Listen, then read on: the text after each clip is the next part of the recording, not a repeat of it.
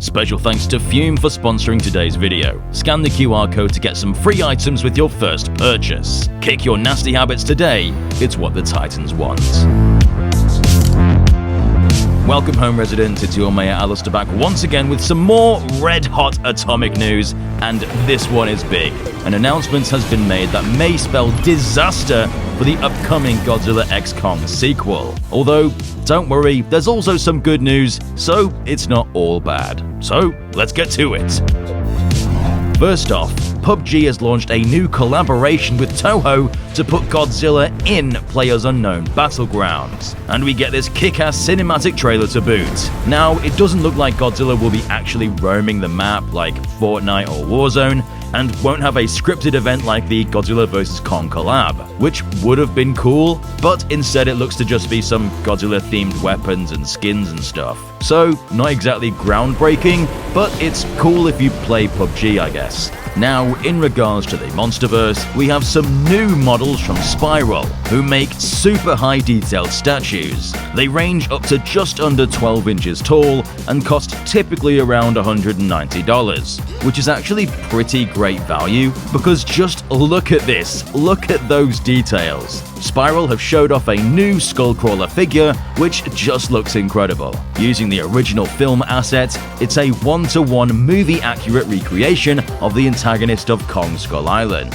With a release date of Q1 2026, it'll cost you $179. Not bad, considering that some companies sell these kind of models for like over $1,000. But it's not the only one they've revealed, but they've shown off a new Warbat model, giving you an even closer look at this slithering super species. Alongside this, they've shown off the male Muto, female Muto, Muto Prime, which looks even better than its original design. They've gotten rid of that Megatron face. It's still there a little bit, but it looks loads better. They've even revealed Kong using Suko as a bat, like he did in the New Empire, swinging him round to attack the other Kongs. That's just so funny, I need this. And finally, they revealed Beast Glove Kong and Amaluk, a deeply underrated Titan that desperately needs to appear in the next MonsterVerse film. Speaking of the next MonsterVerse film, we have the working title finally revealed, as well as who the director of photography is. But first, remember to subscribe and stomp the notification button to become a resident of Dangerville today.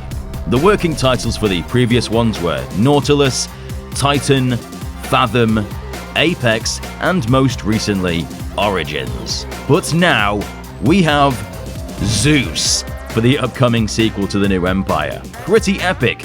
Maybe it's referencing Kong getting lightning powers, or maybe it's hinting that Godzilla will take center stage as he almost has a Greek godlike stance, keeping the natural order in check. But in Greek mythology, Zeus of course trapped the Titans in Tartarus, a deep abyss used as a dungeon of torment and suffering for the wicked. So, could this title be referencing the rumored plot of humanity aiming to trap the Titans in the Hollow Earth? Maybe. The plot thickens. But they usually don't have a massive connection to the story, so I wouldn't look too deep into it. But we now have some news that might be worrying to some of you, depending on whether you like these films or not.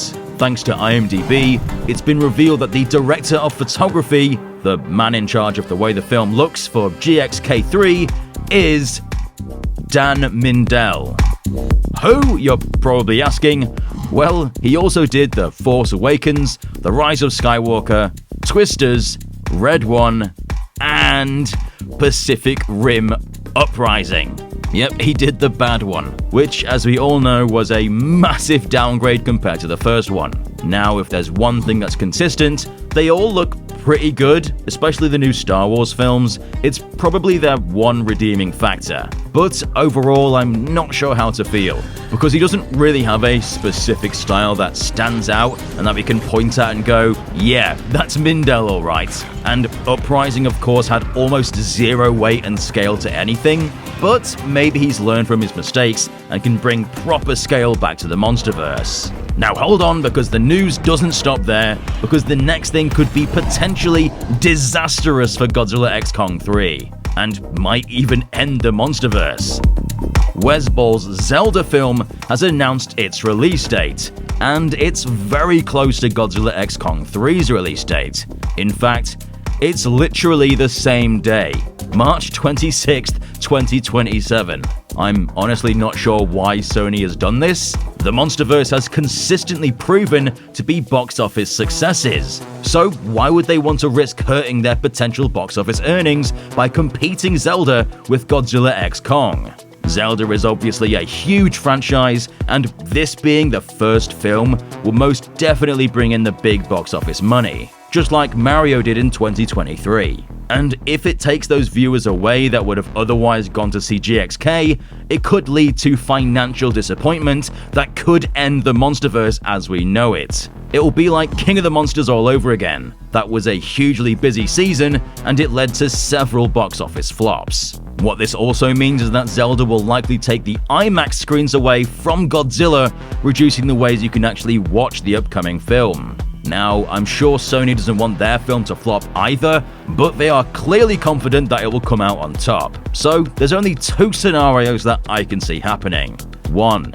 Zelda's release date is delayed since they haven't even begun production, whilst the next MonsterVerse film is already about to start shooting. 2. Godzilla X Kong pushes their date forward to March 1st, putting it in line with June Part 2's release date, which went on to earn over $700 million.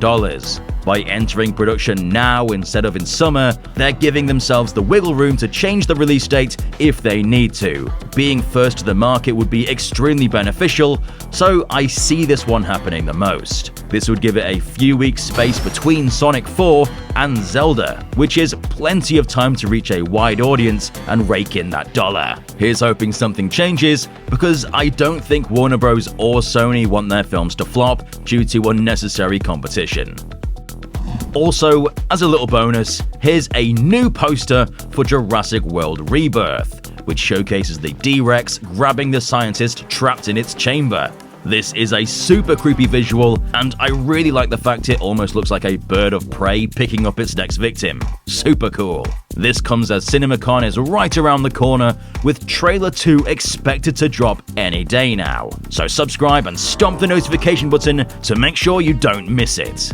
Hopefully, Trailer 2 for Jurassic World Rebirth gets across its more horror vibes better, because I feel like that first trailer was made purely to remind everyone a new Jurassic film is coming. Everything we know about it points towards it being more of an action thriller like the original, so I hope they do a better job presenting that. Which was your favorite bit of news? Zeus, the Spiral Figures, or Jurassic? Let us know in the comment section down below. Don't forget to subscribe to keep up to date with everything Godzilla and Jurassic related. I've been Alistair, and we'll see you residents in the next one.